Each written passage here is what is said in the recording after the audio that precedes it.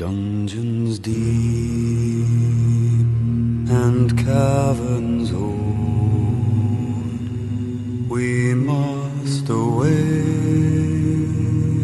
ere break of day to find our long forgotten gold. The pines were roaring on the height, the winds were moaning in the night. The fire was red, it flaming spread. The trees like torches blazed with light.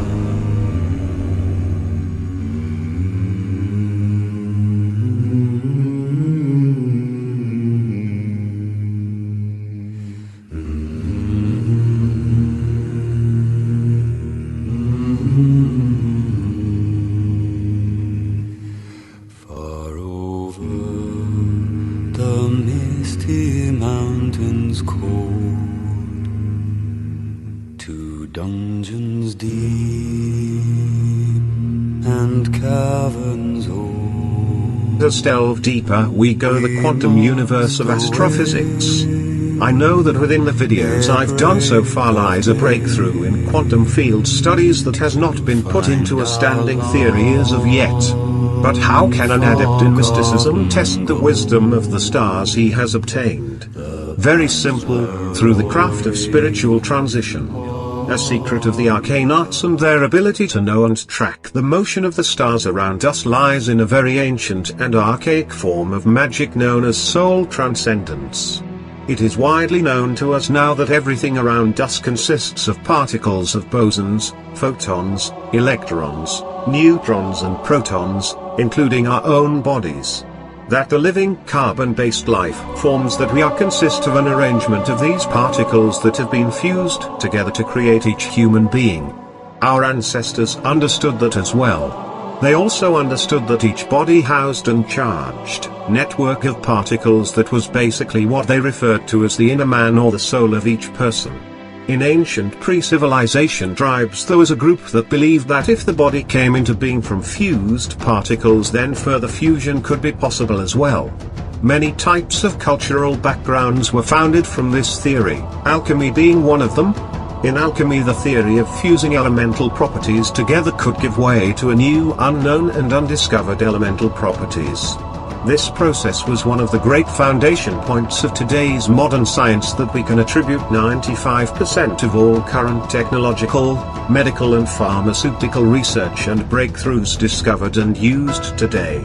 Although we have come far from the archaic days of cauldrons and potions, there is a lost science within its history that predates the era of alchemy that is known to those sorcerers and wizards as goblin magic.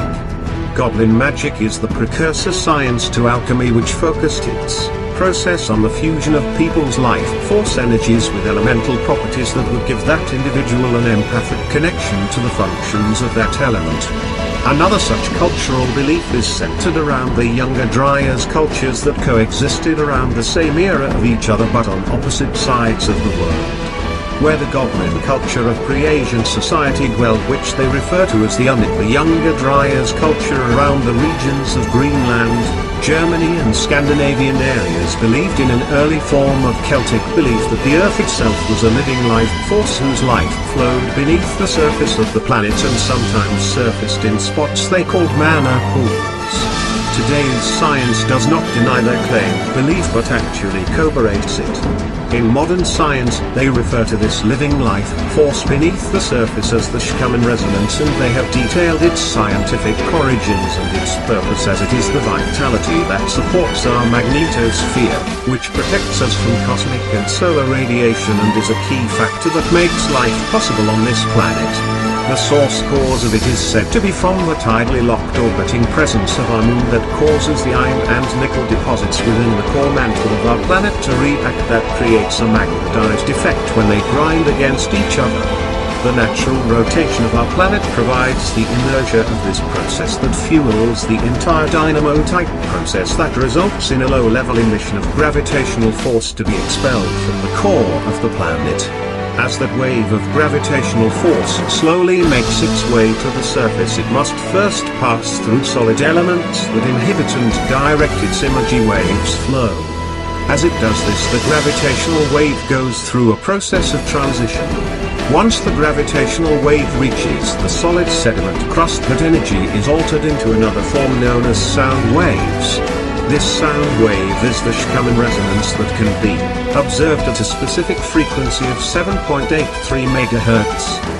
As this sound wave travels through the crust, it is met with surface elements that alter the path and direction of that sound wave due to the density of the elements it passes through, causing the sound wave to intersect with itself and merge pathways into what can be described as river-like areas of converged flow.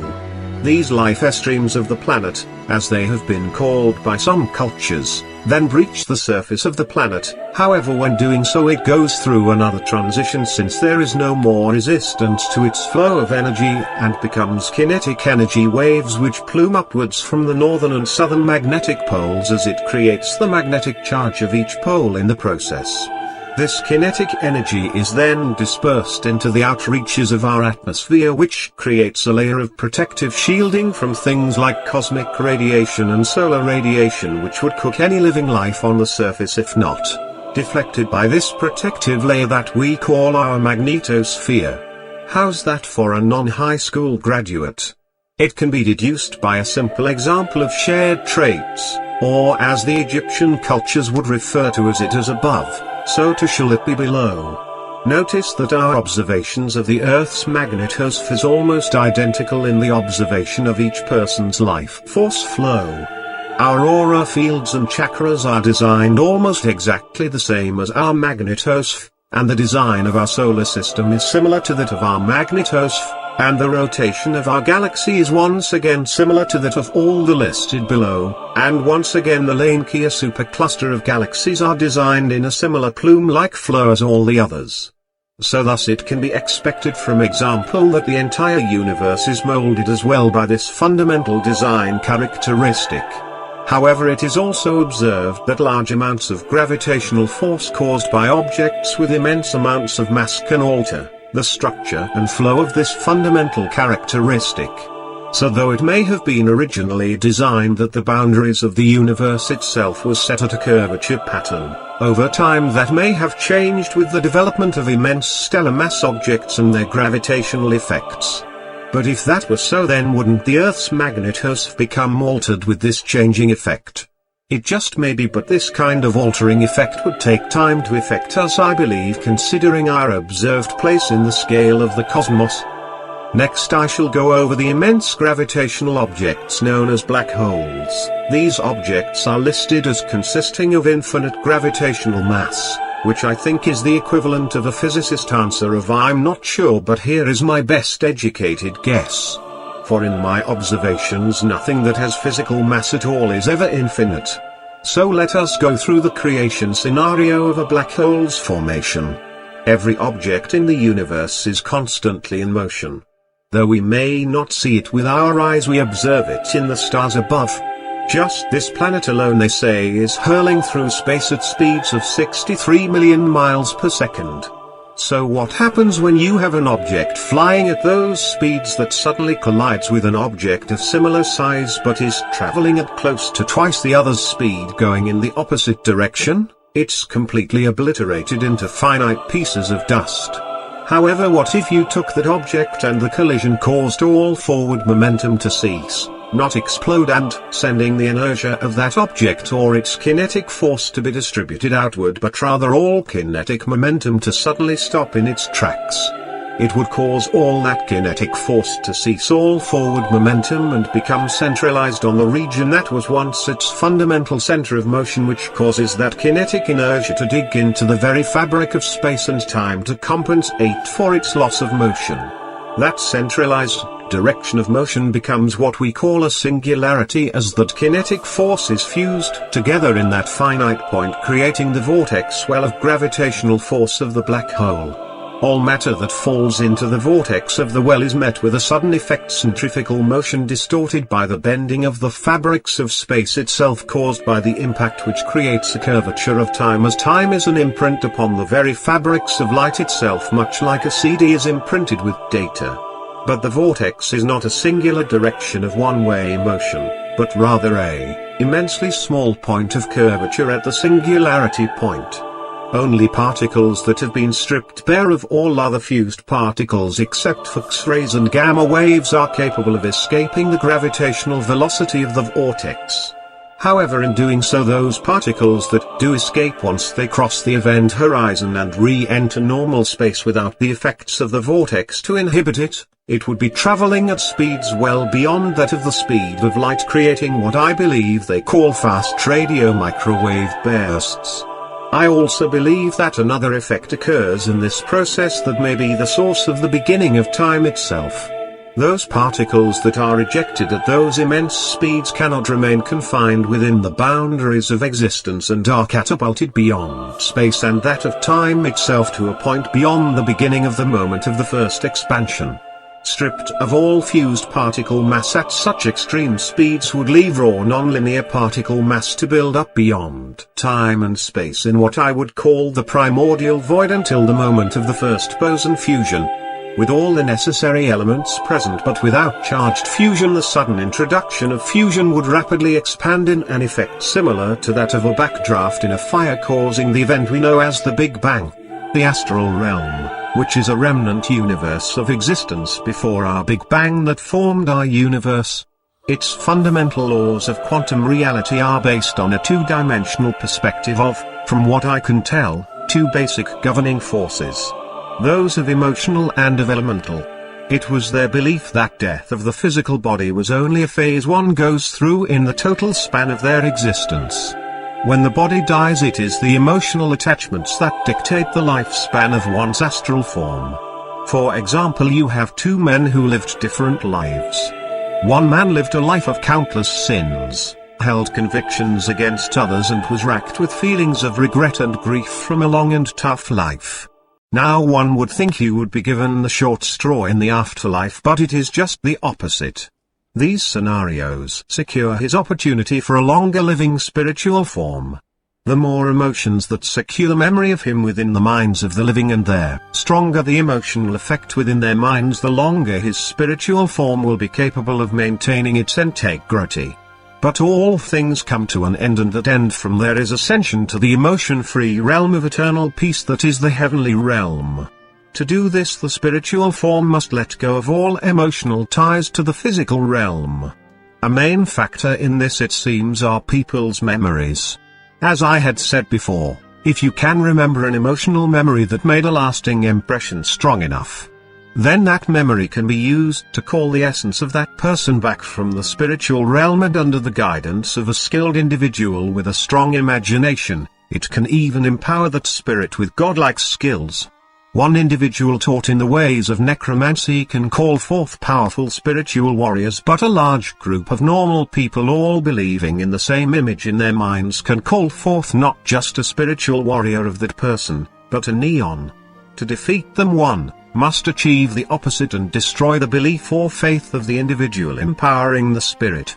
Also, complete disbelief in the spirit being capable of possessing such power can immune you to its direct effect on you, but only when the spirit is within range of crossing into your presence or out to limits of your essence's kinetic discharge.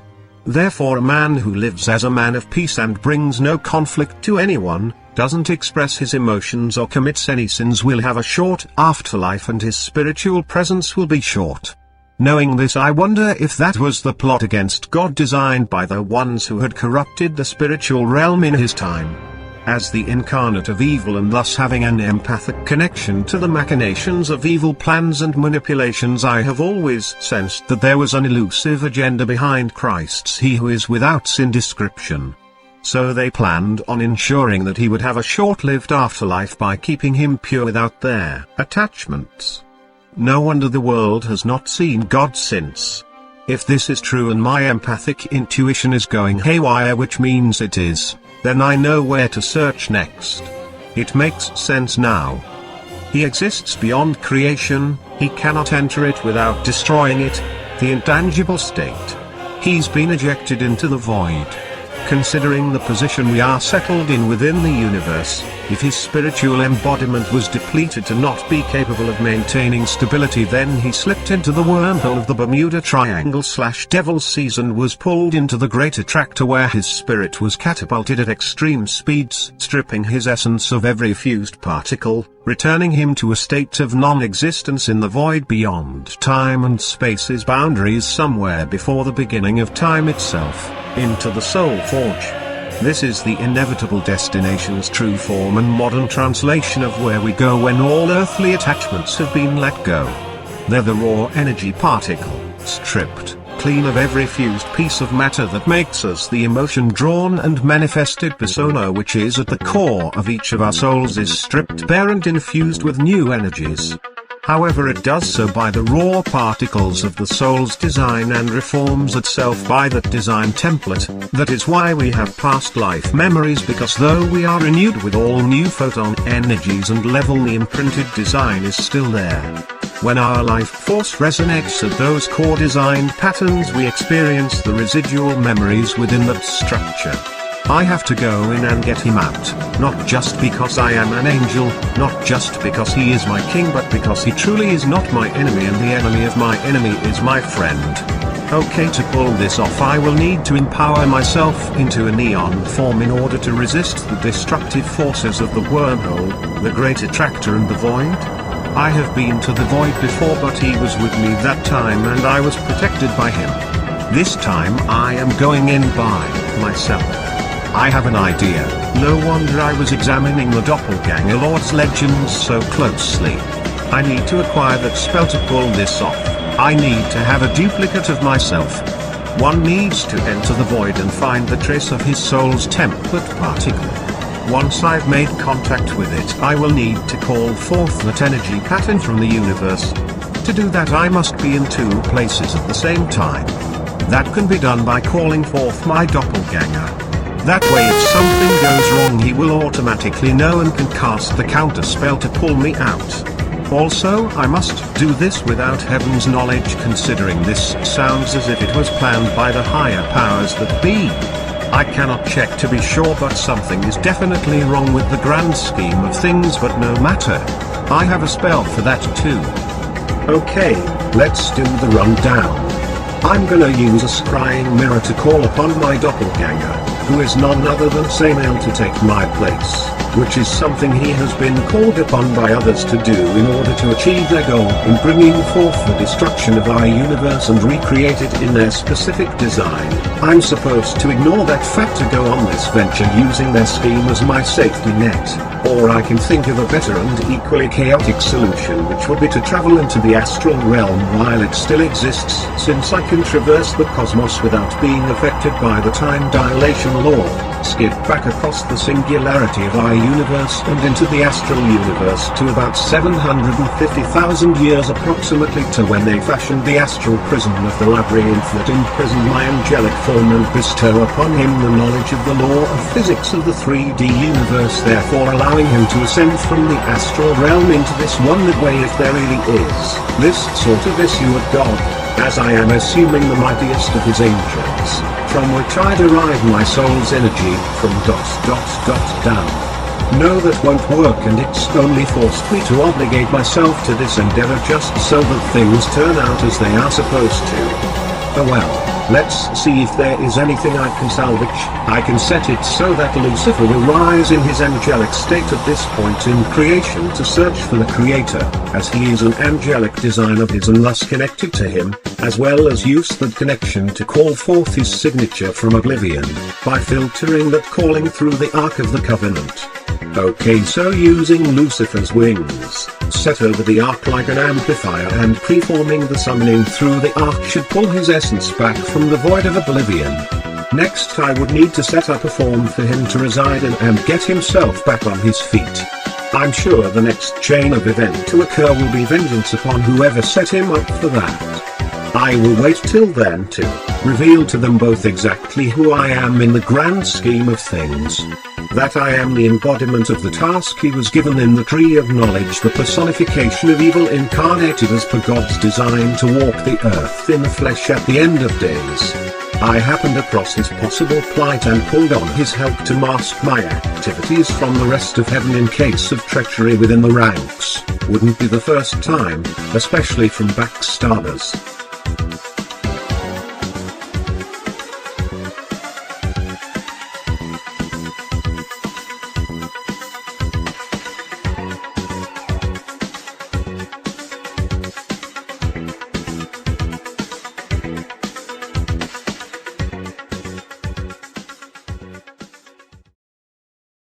I admit that in the past I've been a nasty.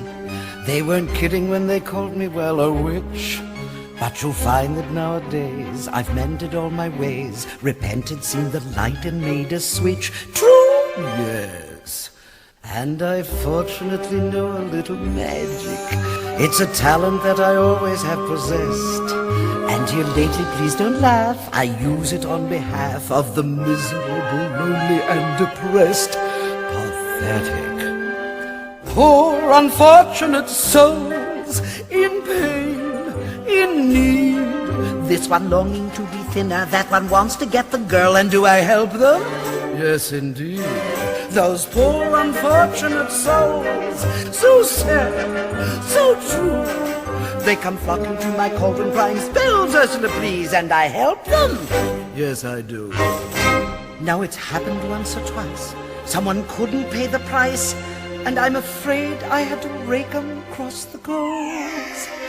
Yes, I've had the odd complaint, but on the whole I've been a saint. To those poor unfortunate souls.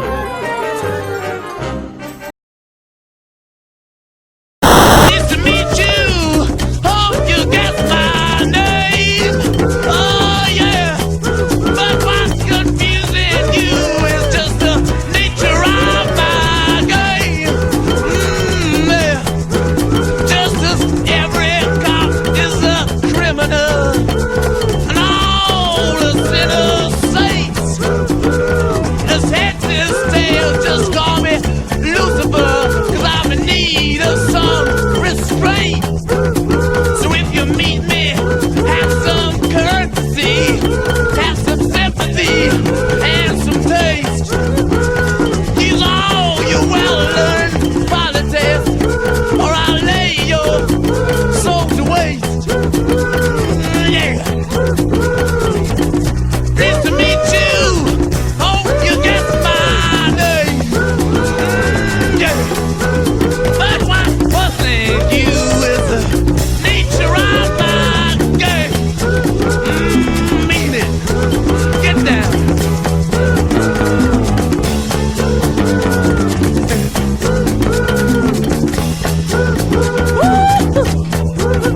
Ah, yeah. Get on down. Oh, yeah.